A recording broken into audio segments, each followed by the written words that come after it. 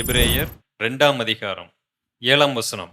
அவனை தேவதூதரிலும் சற்று சிறியவனாக்கினீர், மகிமையினாலும் கனத்தினாலும் அவனுக்கு முடிசூட்டி உம்முடைய கரத்தின் கிரியைகளின் மேல் அவனை அதிகாரியாக வைத்து சகலத்தையும் அவனுடைய பாதங்களுக்கு கீழ்ப்படுத்தினீர் என்று சொன்னார்.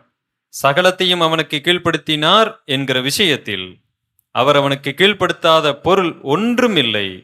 அப்படி இருந்தும் இன்னும் அவனுக்கு சகலமும் கீழ்ப்பட்டிருக்க காணோம். உண்மையிலே கீழ்ப்படவில்லை. ஏன்னா நாம அதுகளை தெய்வமாக்கி வச்சிருக்கிறோம். எப்படி கீழ்ப்படிவது? நல்லா தெரிஞ்சுக்குங்க. தேவன் உருவாக்கியவைகளுக்கு நாம் எப்படி இருக்கணும்? கீழ்ப்பட்டிருக்க கூடாது. அதற்கு மேல நாம் இருக்கணும். ஆனால் மனுஷன் என்ன பண்ணிட்டான்னு பாருங்க. ரோமர் 1ஆம் அதிகாரம் 21வது வசனம்.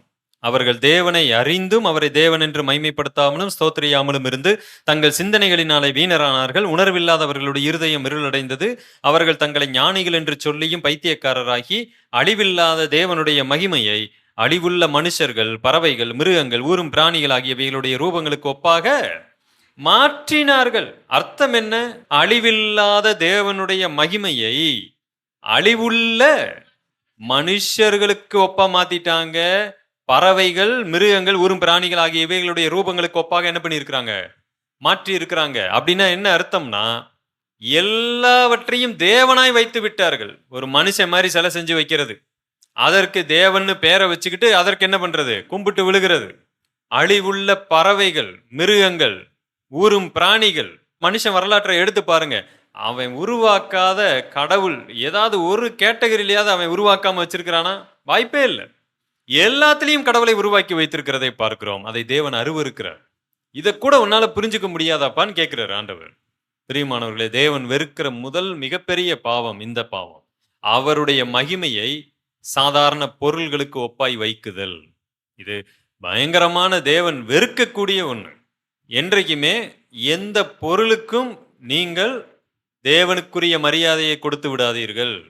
அதுல தேவன்னு பேர் எழுதினா கூட அந்த பொருளுக்கு மரியாதையை கொடுக்காதீங்க. அது அருவருப்பான ஒன்று. கர்த்தர் அதை விரும்ப மாட்டார். இயேசு கிறிஸ்து போட்டோவா இருந்தா கூட சரி, சிலையா இருந்தாலும் சரி, எதுவா இருந்தாலும் சரி, அதை நம்ம எப்பொழுது இயேசு கிறிஸ்து அப்படின்னு பார்த்துட்டோமோ, அந்த போட்டோவையும் அந்த சிலையும் பார்க்கிறோமோ, இல்லை நான் நினைவு கூறுவதற்காக பார்க்கிறேன், இல்லை, கர்த்தர் அதை அருவருக்கிறார். ஏன்னா அது இயேசு கிறிஸ்து இல்லை, அந்த சிலை இயேசு கிறிஸ்து இல்லை. தேவனுடைய மகிமையை அழிவில்லாத மனுஷர்களுக்கு ஒப்பாய் மாற்றுகிறார்கள். பழைய ஏற்பாட்டில் தேவன் பலிபீடத்தை செய்ய சொன்னார். அந்த பலிபீடத்தை செய்யும் பொழுது நீ என்ன செய்யணும்னா, நல்ல ஏற்கனவே சதுர சதுரமா கல் இருக்கும், அந்த மாதிரி கல்லை கொண்டு வந்து பலிபீடத்தை செய் அப்படின்னு சொல்லிட்டாரு. இவங்க கேட்டாங்க, அப்படி சதுரமா எக்ஸாக்டா கிடைக்காது, நாங்க என்ன பண்றோம், எங்க கிட்ட உளி இருக்கு, எங்க கிட்ட சுத்தியல் இருக்கிறது, ஒரு கல்லை எடுத்து அழகா என்ன பண்றோம், சதுரமா நாங்களே வெட்டுறோம். ஆண்டவர் சொன்னார், அப்படி மட்டும் நீங்க செய்யவே கூடாது. ஏன்னா அந்த கல்லு மேல நீங்க ஏறுவீங்க, நடப்பீங்க, அதை நான் வெறுக்கிறேன். அந்த மாதிரி உளியை வச்சுக்கிட்டு செதுக்கி அதுக்கு மேல உக்காந்துக்கிட்டு எல்லாத்தையும் பண்ணிட்டு அதுக்கப்புறம் அதை கொண்டு வந்து பலிபீடத்துல மேல நீங்க வைப்பீங்கன்னு சொன்னா அது எனக்கு வேண்டாம். அப்ப நீங்க என்ன பண்ணணும், ஏற்கனவே சதுரமா இருக்கிற கல்லை தேடி கண்டுபிடிங்க. கண்டிப்பா எக்ஸாக்டா சதுரமா இருக்காது, ஒரு அளவுக்கு தான் சதுரமா இருக்கும். அதை ஒரு அளவுக்கு வச்சு அவங்க என்ன பண்ணியிருக்கிறாங்க, அன்னைக்கு பலி செலுத்தினாங்க, அது போதும்.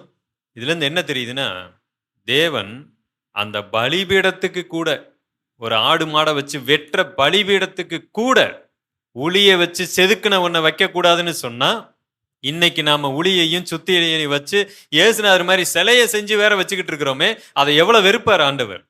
புரியுதா உங்களுக்கு? தயவு செய்து தேவன் வெறுக்கிற மிகப்பெரிய இந்த பாவத்தை நாம் என்ன செஞ்சிடணும், விட்டு விட வேண்டும். தேவனை அப்ப எப்படி தாங்க நாங்க பார்த்தாதானே நாங்க கும்பிட முடியும்? எங்க மனசுக்குள்ள அதை எப்படி நாங்க தெரிஞ்சுக்கிறது? இயேசு கிறிஸ்துவை வார்த்தையாய் தரிசியுங்கள். இயேசு கிறிஸ்து யார் என்பதை அவர் வார்த்தை வெளிப்படுத்துகிறது.